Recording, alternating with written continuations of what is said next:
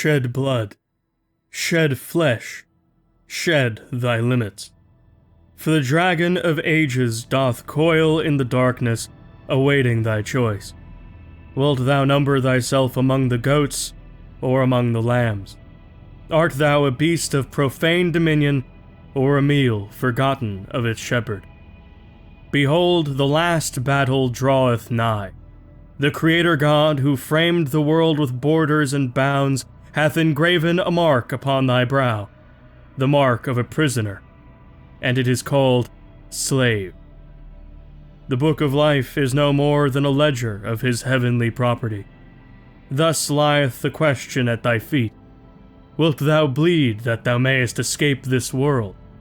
Wilt thou rend thy flesh and mar thy form, that thou mightest slip through the cracks of the fence wherein thou wast penned? Verily, on the other side, thou shalt no longer be a lamb, but a wolf. No longer shalt thou bleed, but thou shalt cause the blood of others to be shed.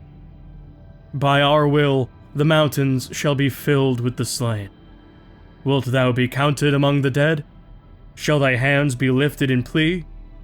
Or shall they grasp the sword? Truly, there is no choice else that beareth weight. Abyssal Proverbs, chapter 3, verse 1 through 10. With the Satanic Crusade falling upon Europe in 1264, and Christendom unable to stage a significant response due to being tied up in the Rhodian Civil War, which was also of Pyrrhian design, these opening years of the conflict were periods to direct and set pace as it pleased.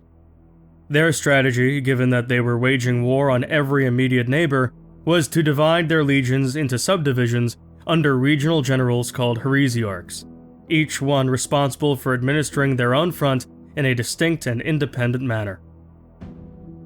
The Pyrrhian forces relied on speed in their opening moves, taking various territories from their enemies in earnest under the light of the great comet that heralded their conquest. However, in most places, these initial gains were soon met by stalemate as national armies were able to stage their own containment strategies. Namely, in the north, Swabia and Scythia, both heathen nations, had elected to set aside their differences and cooperate in ever closer accord with one another. Indeed, they even began to share commanders and reinforce each other with their own men. Meanwhile, there was one front in which this resilient trend did not prove true: the front with Hellas. Hellas, under King Mosedava Brinkazarid, had long since been in a state of crisis, racked by famine, corruption, internal strife, and regionally isolated on all fronts. There was no doubt among any serious observer that Hellas was not just weakened, but was weak. Indeed, in a desperate attempt to cling to power, King Mosedava had been rerouting his nation's meager resources towards the creation and training of ever-growing numbers of Dakina, that elite fighting unit for which they had long been made famous. Mosedava even commanded a levy of children from his people to press them into service, trained from their youth to be the most fearsome killing men in the region, and indeed, they were. Mosedava even traded with the Scythians for their finest horses, which they rode in glory. Still, all of this was not enough, either as a deterrent or as a defense. As Pyrrhian soldiers, under the command of heresiarch Bato Ardiacid, streamed into Hellas, they were well aware of the thousands of Dakina which were waiting for them, and were also well aware that, if facing more than 200 or so in direct engagement at once, they would likely fail. As such, heresiarch Ardiacid put his faith in the numbers of his men, a result of the Temple of the Dragon's fifth principle, the principle of proliferation. Families swelled with their young, and so the army swelled with new blood. Bato then scattered his army into ever smaller units, divisions of 100, 50, or even 10 men at a time, and masterfully coordinated between them to lead the Hellesian army astray. Just as the thronging legions of elite Dakina would respond to Pyrrhian forces burning a village to the ground, a local satanic cult which was in league with Pyrrhia would ambush the noble residents of a castle that they had infiltrated. Just as the army of Hellas went to respond to that, they'd spot a force of horsemen with siege engines and pursue them into a valley, where they were ambushed by thousands of blades, set upon by steel, fire, and stone. There was no way for Hellas to pin them down, and as such, the slow-moving Decina proved almost useless. They'd remain behind city walls, turned against the people to keep them loyal and in line. From then, it was simply a matter of waiting out the already starving people of Hellas.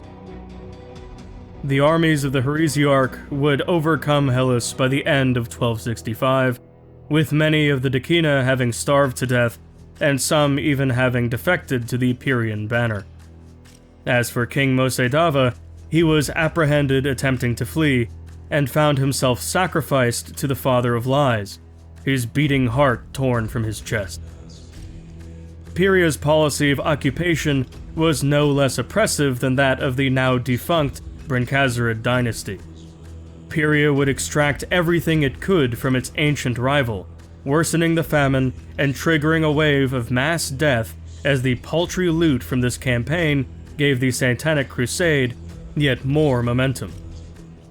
Pyrrhia, now having doubled in size, increased the pressure on their neighbors, and by 1266, pushed them even further back.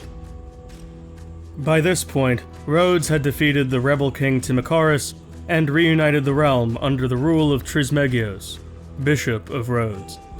Trismegios was now directly coordinating with Vasconian ships, Sanctonian knights, and even Anglian mercenaries on missions to drive back the Pyrrhian threat, which now seemed less like a threat to Christendom alone, and more like a threat to humanity itself. Pyrrhia even launched a lightning campaign against Scythia, annexing territory along the Black Sea. Scythia, preoccupied with the Mongols, found itself unable to respond, though they now had the Pyrrhians on their mind as another people with another god to steal one day. At the tail end of 1266, in late December, Pyrrhia added another nation to its targets, annexing pieces of Lucania in the northeast, though this would be the final movement for a while. Even though the Satanic Crusade was ongoing, Pyrrhia still had to take the time to sit and consolidate its many holdings. Vragoi Nerobathes dubbed his official policy the Writ of Obliteration.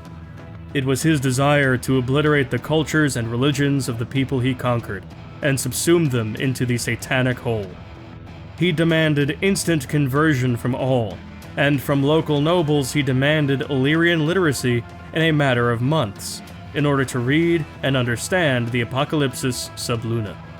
He set his armies loose on the land, and as they burned churches, sun temples, and satisfied their many urges, he hoped to totally break the spirit of the conquered peoples.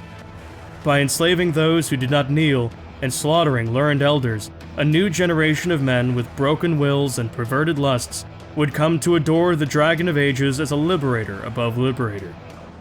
It was the wish of the man-killer that this new generation would view the arrival of his despoiling legions as Year Zero, as the beginning of history itself.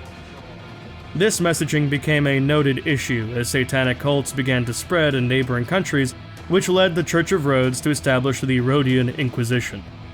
This way, Pyrrhian subterfuge and satanic occult influences would be undone before they could do any real damage.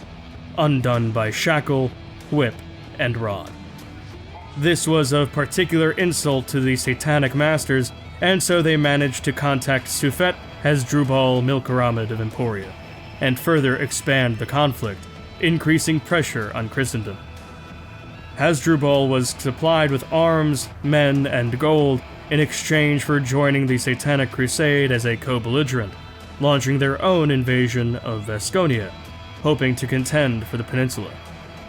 In many ways, they were just as wicked and depraved as the Pyrrhians to the east, though a major difference here is that the Emporians focused more on the practical concerns of satisfying the desires of their terrible god, rather than satisfying their own.